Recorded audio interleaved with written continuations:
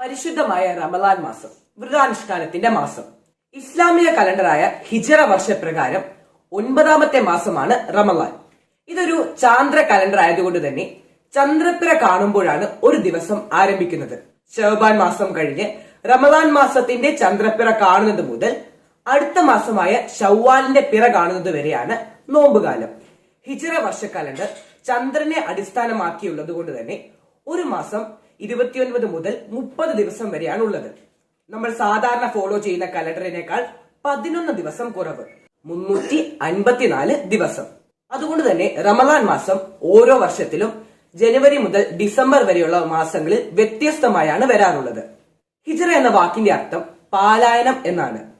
AD 622 നബിയും സഹാബിമാരും മക്കയിൽ നിന്ന് മദീനയിലേക്ക് പാലായനം ചെയ്തതിന്റെ കുടിയേറിയതിന്റെ ഓർമ്മയ്ക്കായാണ് ഹിജറ എന്ന വർഷം തുടങ്ങിയത്.